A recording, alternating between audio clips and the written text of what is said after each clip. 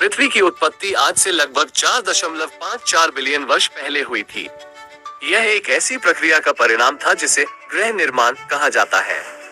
इस प्रक्रिया में सूर्य के चारों ओर घूमते हुए एक विशाल बादल के धूलकणों और गैसों के इकट्ठा होने से पृथ्वी और अन्य ग्रहों का निर्माण हुआ। पृथ्वी के निर्माण की प्रक्रिया के 4 चरण हैं। 1. धूलकणों और गैसों का इकट्ठा होना। लगभग 4.54 बिलियन वर्ष पहले एक विशाल बादल के धूलकणों और गैसों के इकट्ठा होने से एक सर्पिल निहारिका का निर्माण हुआ।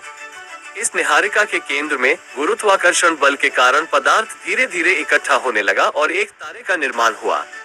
इस तारे को सूर्य कहा जाता है। 2. धूलकणों और गैसों का घनीभूत होना। सूर्य के चारों ओर घूमते हुए धूलकणों और गैसों का घनीभूत होना शुरू हो गया।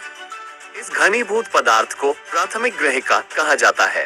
3. ग्रहिकाओं का टकराना। प्राथमिक ग्रहिकाएं एक दूसरे से टकराने लगी।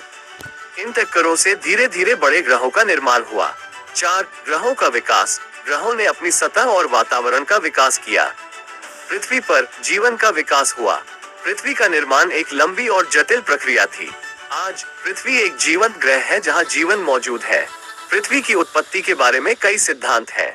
सबसे व्यापक रूप से स्वीकृत सिद्धांत को निहारिका सिद्धांत कहा जाता है। इस सिद्धांत के अनुसार पृथ्वी और अन्य ग्रहों का निर्माण एक विशाल बादल के धूलकणों और गैसों के इकट्ठा होने से हुआ था। एक अन्य सिद्धांत को टकराव सिद्धांत कहा जाता है। इस सिद्धांत के अनुसार पृथ्वी का निर्माण 2 विशाल ग्रहों के टकराने से हुआ था। पृथ्वी की उत्पत्ति के बारे में अभी भी कई रहस्य है। वैज्ञानिक लगातार इस विषय पर शोध कर रहे हैं और नई जानकारी प्राप्त कर रहे हैं।